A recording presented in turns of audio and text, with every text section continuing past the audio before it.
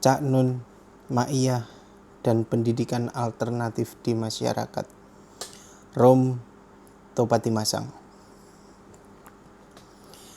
Berbicara tentang Cak Nun dan dunia pendidikan, pertama-tama, secara pokok saya sangat senang dengan apa yang dilakukan oleh Cak Nun. Menurut saya, pendidikan di Indonesia ini memang perlu memiliki alternatif terhadap sistem formal yang selama ini ada, yang kaku, terpusat di sekolah, dan seringkali tidak menjawab kebutuhan masyarakat secara menyeluruh.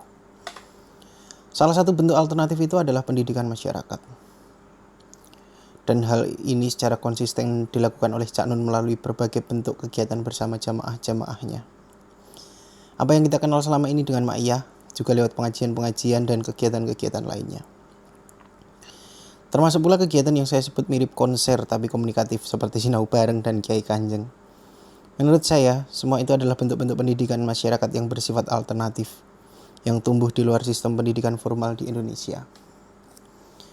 Sebab jika hanya mengandalkan sistem formal, saya kira tidak banyak yang bisa diharapkan. Pada dasarnya, hakikat pendidikan adalah mencerdaskan orang, memanusiakan manusia, serta membantu mengatasi berbagai persoalan yang mereka hadapi dalam kehidupan nyata. Dan itulah yang dilakukan Cak Nun di luar jalur pendidikan formal. Saya percaya itu, dan saya merasa senang, karena sebenarnya saya sudah mengenal Cak Nun sejak lama.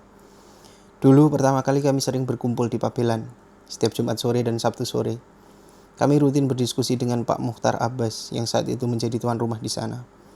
Saya sendiri saat itu lebih banyak mengajar di Pabelan dan sering mengundang narasumber untuk berdiskusi dengan anak-anak santri. Termasuk yang paling rutin hadir adalah Cak Nun, Romo Mangun, Arif Budiman, dan beberapa tokoh lainnya. Salah satu yang paling sering kami bicarakan, terutama dengan Cak Nun, adalah kegelisahan kami tentang bagaimana mencerdaskan masyarakat. Dalam konteks Cak Nun, misalnya, kami membahas bagaimana caranya menjadikan umat Islam yang merupakan mayoritas lebih cerdas, lebih manusiawi agar tidak terlalu gampang termakan oleh isu-isu yang tidak bermutu. Salah satu inisiatif waktu itu adalah mengajak Cak Nun untuk membuat semacam dialog masyarakat. Waktu itu masih sangat awal, bisa disebut cikal bakal. Kami cukup intens di Pabelan sekitar awal 80-an hingga 87. Setiap kali ke Pabelan, saya menghabiskan waktu sekitar seminggu di sana. Pak Mukhtar sebagai kepala desa sekaligus tuan rumah sering mengundang Cak Nun, dan kami berbincang sampai malam. Saat itu juga cukup banyak pementasan teater-teater rakyat di sana, yang salah satu diinisiasi oleh Cak Nun. Waktu itu Cak Nun masih sangat muda. Ia menyetir mobil sendiri dari Jogja ke Pabelan. Itu sekitar tahun 80-an. Kami pun masih muda saat itu, berada di usia jenjang 30-an. Termasuk diantaranya Romo Mangun Wijaya, Mukhtar Abbas, dan saya sendiri. Saat itu Cak Nun juga adalah penulis yang sangat produktif. Menulis bagi Cak Nun seolah hal yang sangat mudah. Ia bisa menulis dengan cepat, seperti masuk ke kamar sebentar, keluar, dan tulisannya sudah jadi. Karena produktivitas menulisnya yang tinggi, Cak Nun bisa membeli mobil Jeep sendiri waktu itu, hasil dari menulis. Membangun kesadaran melalui teater dan musik, Cak Nun dan pendidikan masyarakat. Apa media yang efektif untuk mengajak dan mendidik masyarakat agar menjadi lebih cerdas dan lebih tercerahkan? Cak Nun, sebagai seorang seniman, menjawab pertanyaan itu dengan mengembangkan teater rakyat. Pada masa itu, Cak Nun aktif di teater dinasti. Kami bekerja sama dengan Simon Hate dan seniman lainnya, seperti Toto Raharjo, untuk mengembangkan teater rakyat. Kami mengadakan workshop di Klaten untuk belajar dan berkembang bersama. Tujuannya adalah menyemangati kembali teater rakyat, yang saat itu sangat dibutuhkan untuk menyampaikan pesan kepada masyarakat. Cak Nun saat itu sengaja berangkat ke Filipina dan menghabiskan beberapa minggu di sana untuk belajar bersama kelompok teman-teman di sana yang dikenal sebagai nama PETA. PETA adalah kelompok teater yang sangat terpengaruh oleh pemikiran Paulo Freire dan pemikiran kritis lainnya. Setelah kembali dari Filipina, Cak Nun bersama kami mulai mengadakan workshop di berbagai tempat. Kami berkeliling ke Indonesia Timur, termasuk Kupang dan Timur untuk menghidupkan kembali teater-teater rakyat tersebut. Isu utama yang ingin kami munculkan adalah kritisisme terhadap realitas. Bagaimana cara membaca kenyataan yang ada di sekitar kita, kami memberi makna pada teks ajaran menghubungkan dengan realitas yang ada. Misalnya di Jawa, di kalangan santri, kami menggunakan teks-teks Islam untuk menafsirkan realitas sosial. Namun ketika kami berada di Timur atau Papua, kami menggunakan teks-teks Katolik. Tujuan kami adalah memberi konteks pada teks ajaran tersebut, agar masyarakat bisa lebih memahami kenyataan mereka.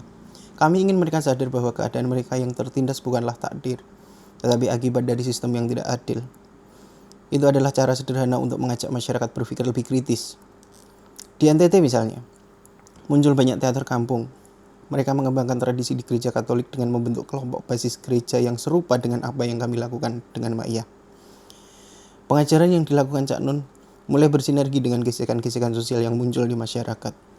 Dari yang awalnya hanya sekedar majelis taklim biasa, berkembang menjadi wadah untuk menafsirkan teks ajaran dan menghubungkan dengan realitas yang ada. Saya juga sangat menghargai warna musik yang dikembangkan oleh Cak Nun, seperti dalam Kiai Kanjeng. Bukan karena saya temannya Cak Nun, tetapi saya benar-benar merasa bahwa itu adalah sesuatu yang istimewa. Cak Nun memberi warna baru pada musik rakyat dengan menggabungkan gamelan Jawa dengan sholawat Nabi dan berbagai unsur musik lainnya. Musik ini sangat menarik dan memberikan dimensi baru bagi masyarakat.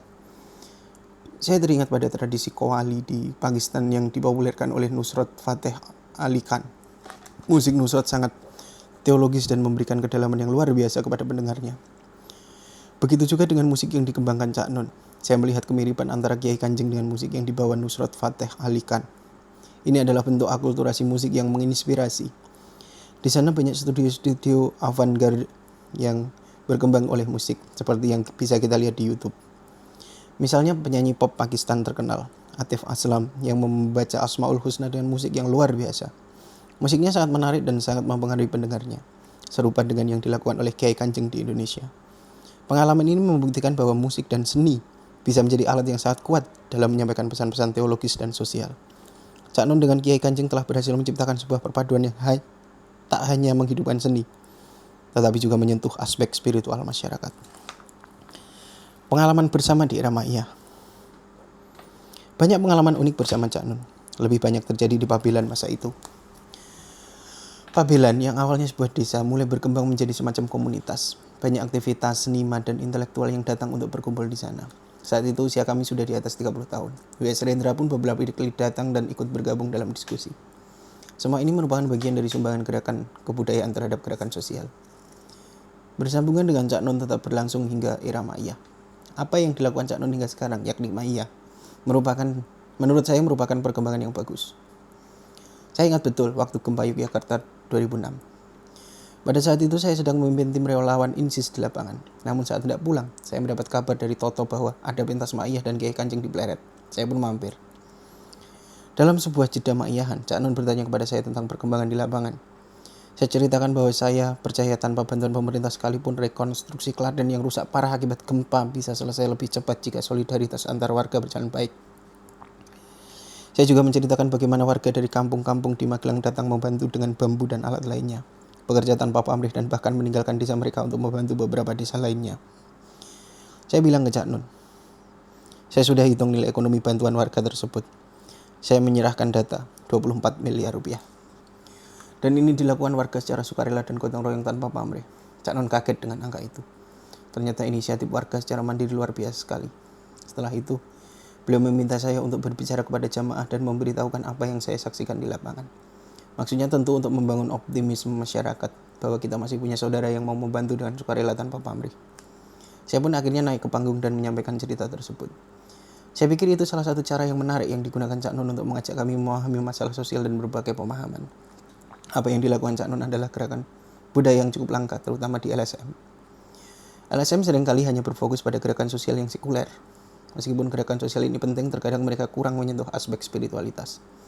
Gerakan Cak Nun, di sisi lain, mengisi kekosongan tersebut dengan menekankan nilai-nilai spiritual yang mendalam. Cak Nun selalu menyarankan agar LSM tidak hanya datang sesekali, tetapi terlibat lebih intens. Kenapa tidak tinggal di sana lebih lama, katanya. Ini menjadi prinsip yang kami yakini. Pengorganisasian masyarakat dan pendidikan masyarakat tidak bisa dilakukan dengan sistem kerja remote. Harus ada komitmen keterlibatan langsung dengan masyarakat. Banyak LSM yang lebih senang muncul di media untuk mendapatkan perhatian. Namun tidak banyak yang benar-benar bekerja di lapangan. Pabelan misalnya adalah contoh tempat yang dikelola dengan sadar oleh intelektual. Di sana banyak orang yang bekerja dengan sungguh-sungguh untuk mengembangkan pemikiran dan berbagai pengetahuan. Cak Nun juga menerapkan prinsip ini melalui Ma'iyah yang telah menyebar di berbagai tempat. Karena dia tidak bisa berada di semua tempat, dia membentuk pasukan yang menyebarkan pemikirannya. Ini adalah strategi yang menurut saya sangat tepat. Cak Nun, sosok aktivis, sastrawan, ulama, dan seniman. Cak Nun saya pikir adalah seorang yang istimewa sebagai sosok aktivis, sastrawan, ulama, seniman, dan intelektual. Semua paket komplit yang luar biasa. Namun beliau adalah sosok yang sederhana sejak saya kenal di masa muda dulu. Maksud saya, Cak Nun adalah sosok yang menunjukkan bahwa apa yang dia katakan itulah yang dia lakukan. Hidupnya sederhana dan tanpa embel-embel penuh citra. Beliau seperti kami juga, bisa tidur di mana saja, makan apa saja. Beliau tidak pernah memperlakukan dirinya berbeda dengan yang lain. Meskipun sejak muda sudah menjadi tokoh. Di luar itu semua, satu hal yang paling saya kagumi adalah kemampuannya berkomunikasi, terutama di kalangan masyarakat Jawa. Menurut saya, Cak Nun tidak ada tandingannya dalam hal komunikasi. Berkomunikasi dengan orang di Jawa, khususnya orang awam, seringkali menjadi tantangan.